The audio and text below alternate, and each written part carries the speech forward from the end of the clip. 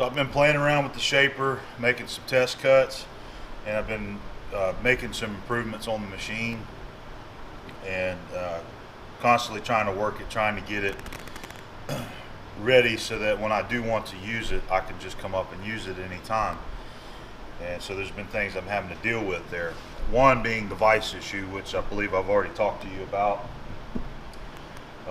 I had that vise sitting there upside down. I had that over on the shaper, and I ended up taking it off because I did some indicating across the bottom of it and found out that the bottom of it is way out of whack.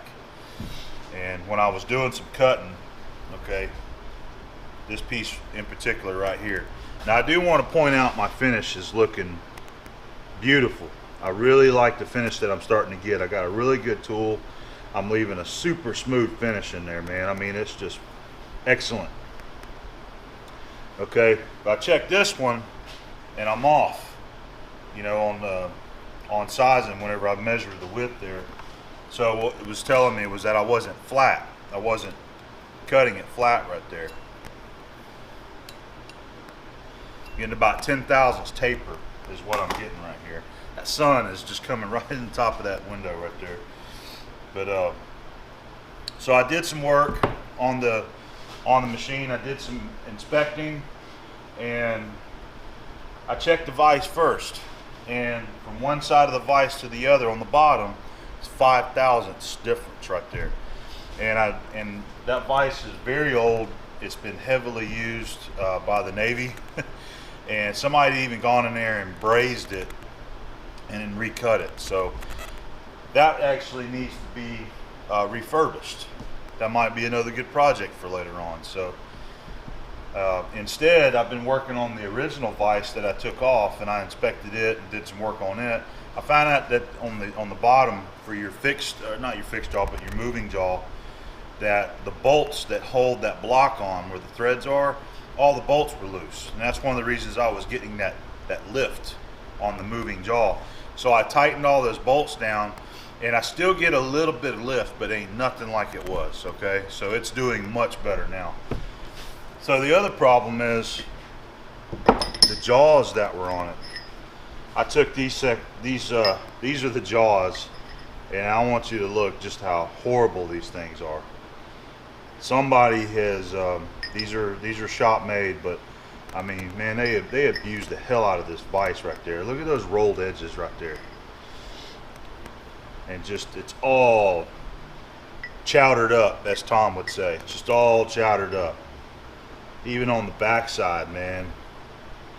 I don't know what I don't know.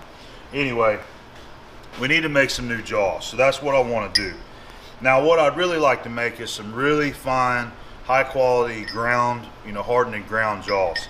I'd like to do that at a later time. For now, I just want to make some replacement jaws to go on there, and then later I want to get some better material to make the jaws that I need, and then we'll see about hardening them and having them ground, and then put them on there. So that's what we're going to do. I wanted to point out this is another one. After I found out that vise was not sitting flat, I decided I wanted to go ahead and check the table down there. So that table on the shaper is one of those tilting type tables. And I remembered that I never actually indicated it flat. We just went off the vernier scale on the side to 0. So I went ahead and checked it. And from one side to the other, which is 12 inches, I was getting 16 thousandths. So I was able to bump that in, and I got it running 0 both sides. Okay, so my table is nice and true now. And I did measure front to back of the table there. So on the outward stroke, I was getting 1 thousandths high. And I wasn't sure how to correct that. And I actually called James Kilroy. I talked to him, asked him what his thoughts were on that. And he says that is most likely ram droop. Whenever that thing strokes out there, you're getting 1 thousandths drop on that ram. He says that's common with a shaper, and he even told me 1 thousandths is a very respectful number. So he would suggest leaving it alone. So that's what we're going to do. We're going to leave it alone. So after I indicated the table and took these jaws out, I went ahead and made another test cut with this same block, and again got really pretty beautiful finishes. Not this side here, but these ends. All right, and I finally have got it square within 1/1000ths here. Now this is 5 inches long. I'm in 1/1000ths difference from end to end right there. So I think that's going to be about as close as I can get it on a shaper. So I'm going to live with that, and I'm going to go ahead and make some new jaws. Now what I've got a bunch of this flat bar. This is some hot roll flat bar, and this is the same stuff I've been cutting on right here. Actually, that's a different piece, I'm sorry. Anyway, I'm going to use this right here. This is 5/8 by 1.5 inches, and these jaws that come off of it, they're 7 inches long. So we'll cut it. I'm going to go out there, I'm going to cut a couple pieces, and probably use the milling machine to mill the end square and get that part of it done. And then we're going to use the shaper, and I'm going to go ahead and use the shaper to cut them nice and square, and that'll give me a little more practice over there, and we'll get a little bit of video on it. It's just a lot of repetitious cutting on shaper, so whenever we're doing that, you know, I'll give you some highlights and you see how the tool's cutting. So that's the plan. We're going to go ahead and make us some more soft jaws for the vise down there. And by the way, I cleaned that vise real good too. I stoned both of the jaws and I stoned the bottom. I checked the bottom of that vise and I'm still getting the consistent reading of 1/1000ths there. So I'm just gonna leave everything alone and roll with it, okay?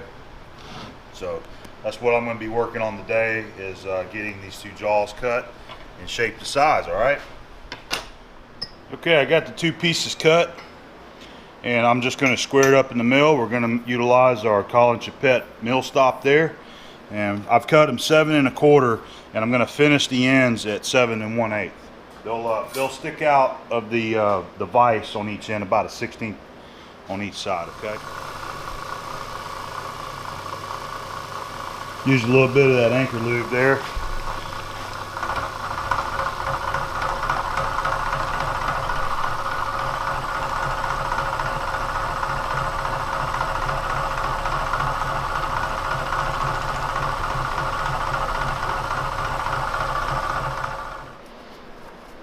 Alright, that'll work. So what we'll do, pull that one out. We'll just leave everything set where it's at.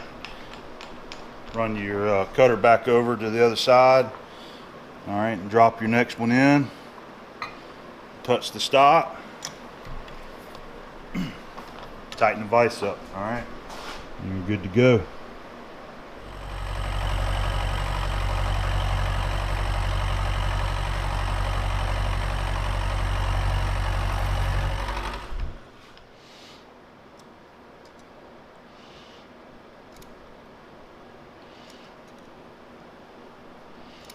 Get it squared up.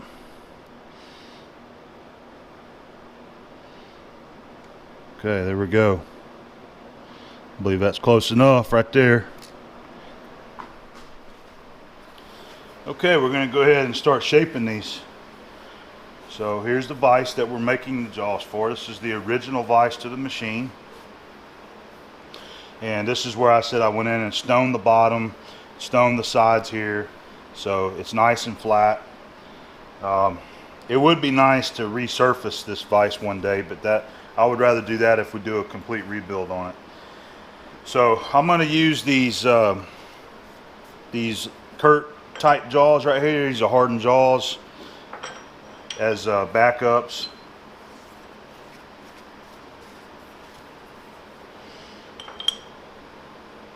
Just going to slide those in there. All right, I'm going to have to put a parallel at the bottom. We're going to use this parallel here to space our flat bars up.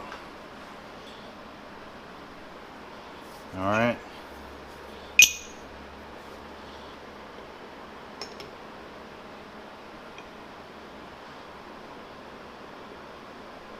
Make them equal, centered.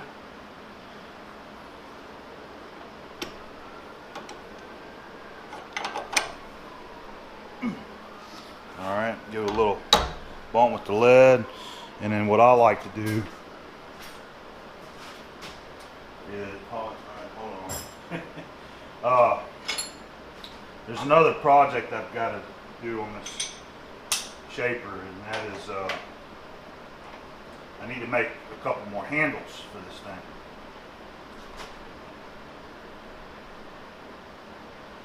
And I'm having a problem with the feed mechanism here also. Something's messed up right here. Sometimes it stops feeding. I've got to get into it and figure out what that is. Usually I can come over here and adjust these nuts and I can get it going again.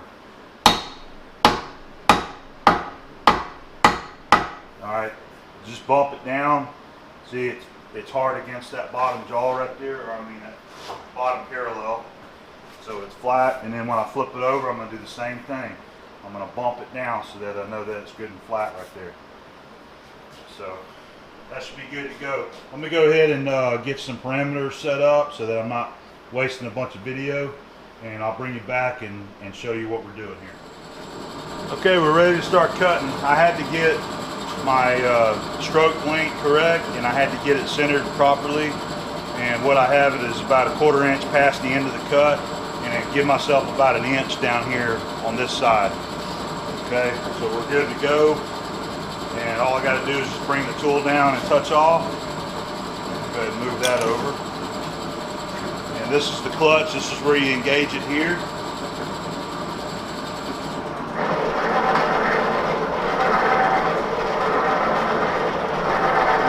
Come down and just start a scratch right there.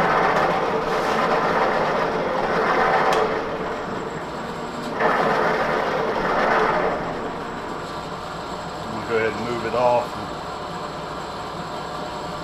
Alright, so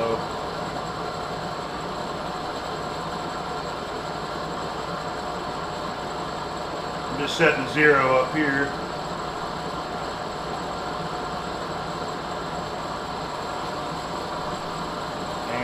See,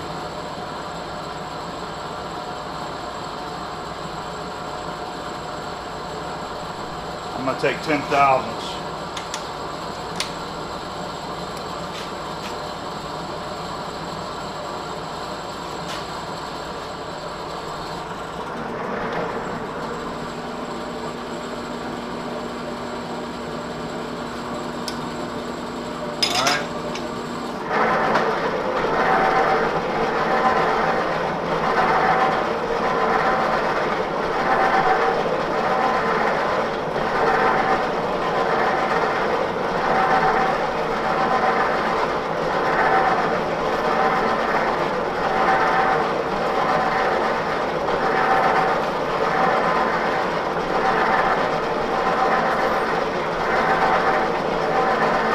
Slow go. That's why we'll try to get your tool set really close to your start so that you're not standing around for a while waiting on it. I think we may need to go ahead and go a little bit deeper.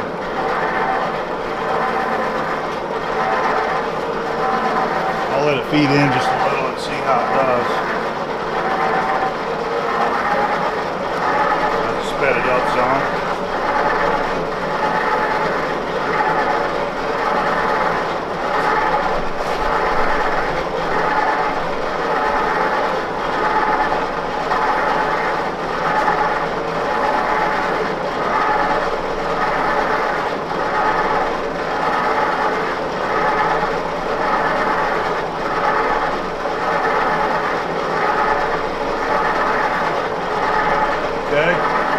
I think I'm going to go ahead and let that cut. We'll come back and see. I want to see how the corners are, how cleaned up they are, okay?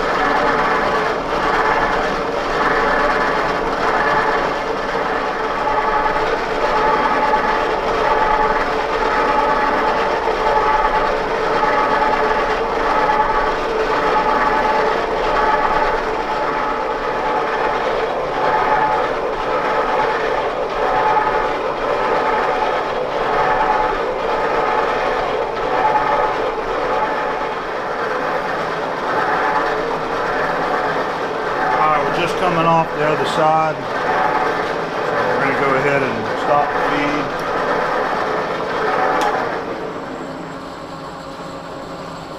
I already know that I'm going to take another cut. I'm going to take a look at it there. That was my roughing cut. Yeah, the light there.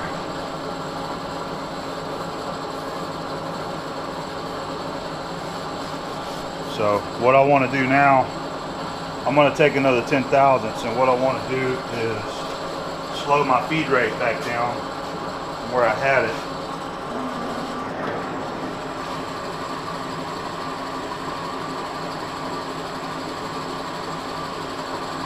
Alright, we're going to slow her down.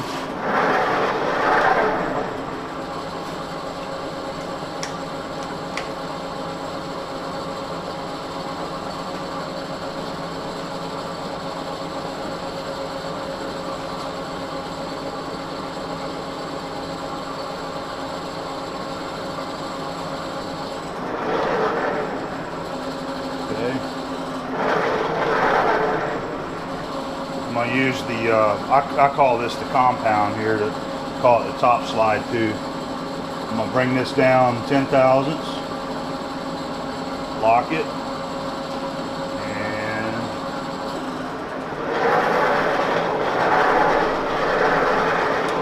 gauge the feed there.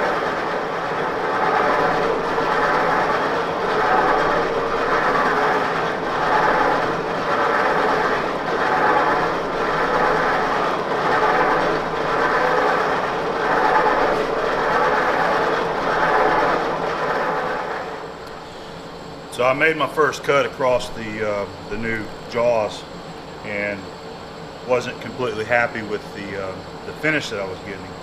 And I've done a bunch of cutting on that, and it's the first time that I've touched the tool up. So thought I'd show you. This is a tool that I ground the other day.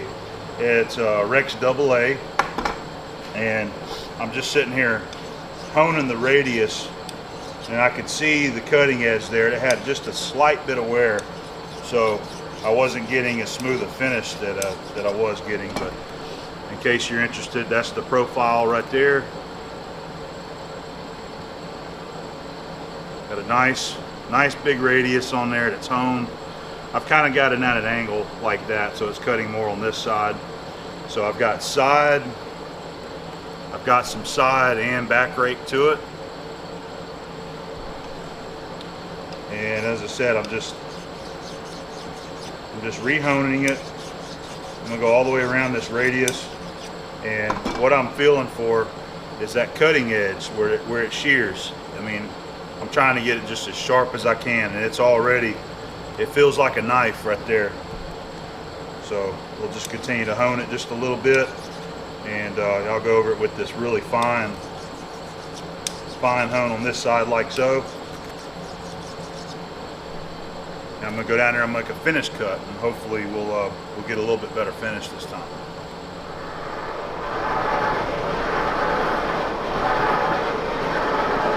Alright, so we're on our finish pass now.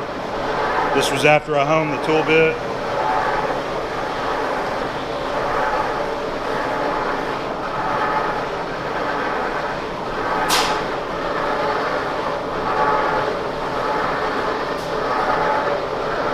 Just taking 5 thousandths pass.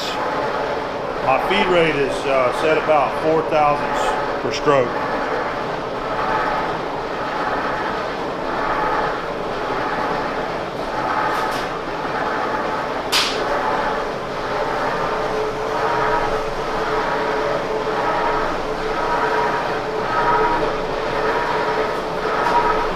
All right, we'll finish that out and we'll see how it goes.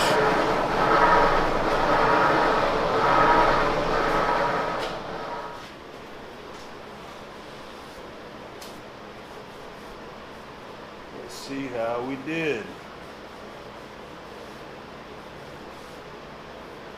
I think we did pretty good, man. Nice and smooth.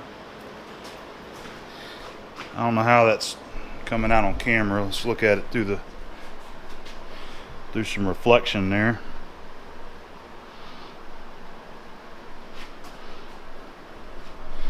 Okay.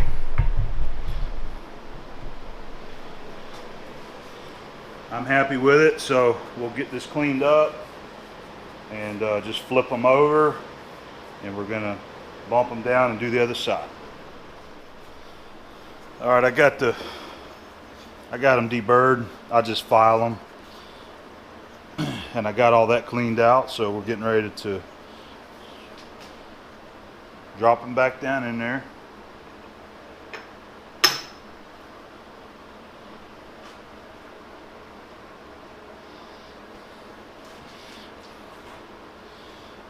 Okay.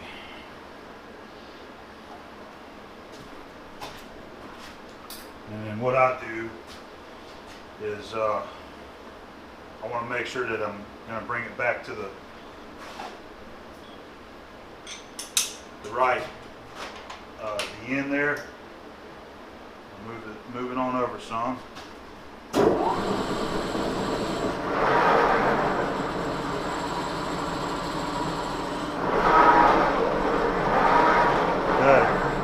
That looks good. I'm looking for the tool to just come off the back of the cut there.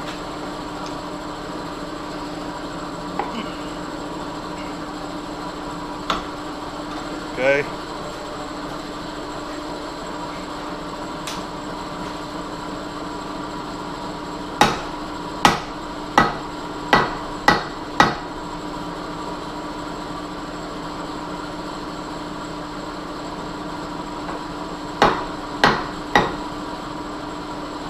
Alright, feels nice and flat on the bottom there.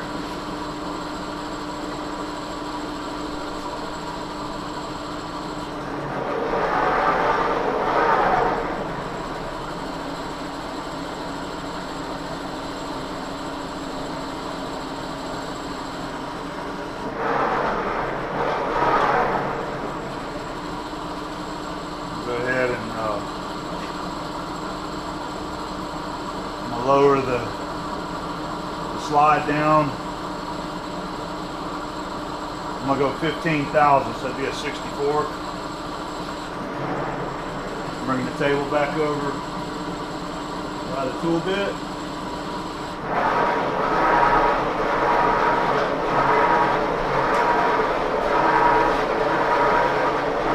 Engage the feed, and here we go.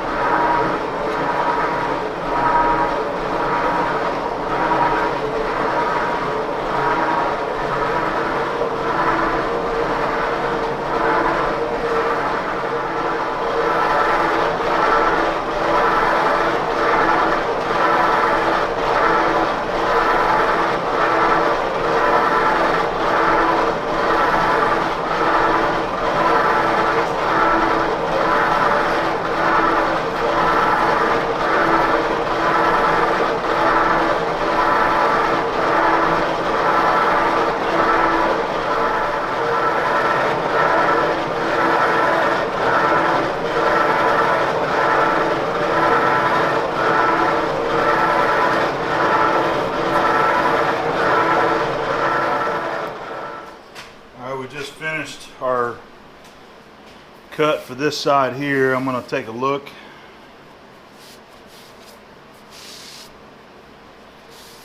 A lot of that black stuff, that's that mill scale that comes on hot roll.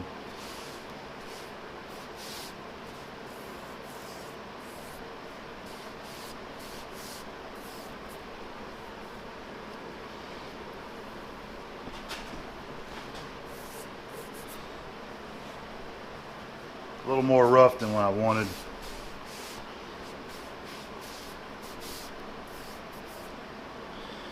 Okay. I think I need to take another cut. We still got right there in the corner radius, still got, you know, some of that scale in there that I'd like to get cleaned up. So I'm just gonna repeat what I just did here with another cut, probably another 15 thou. And clean it up again. All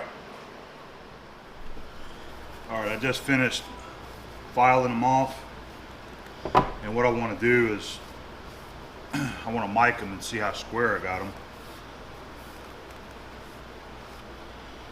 And the finish turned out pretty good on both sides. The finish on the side that I just cut was a little bit worse. Not quite as pretty as the first on the first side where I finished that. So I think that mill scale will get to that tool bit and break that edge to where it's not leaving that really smooth, almost like a ground finish on there. But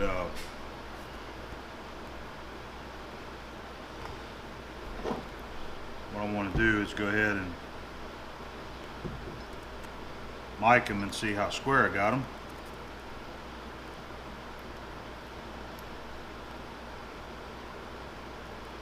All right, 1 inch 413 there.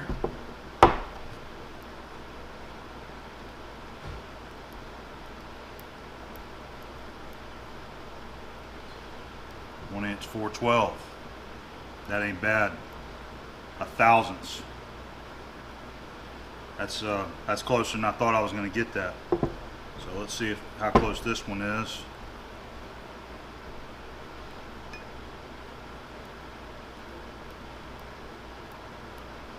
Come on, let's square it up. All right, this one's 1 inch 411 and a half.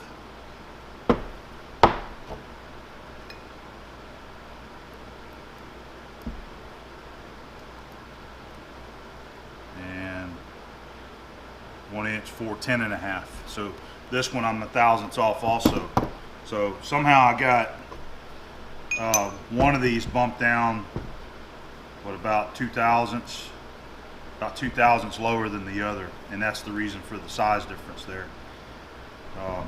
But that doesn't really matter, the top and bottom measurement there. So, but this is just good practice, and the more you do, the more you experience, and you'll remember what you did and what you did wrong as time goes on, just with any other kind of machine work. So, all right, so the next step is I'm going to go ahead and I'll probably just go ahead and stack these in there like this in the vise, and go ahead and let me think, should I do that? I don't see why that's going to hurt, what that would hurt doing that. We're going to be square against the square cut sides pulling together. So yeah, we'll stack them in there like this, and we'll go ahead and start cleaning up one side. Okay.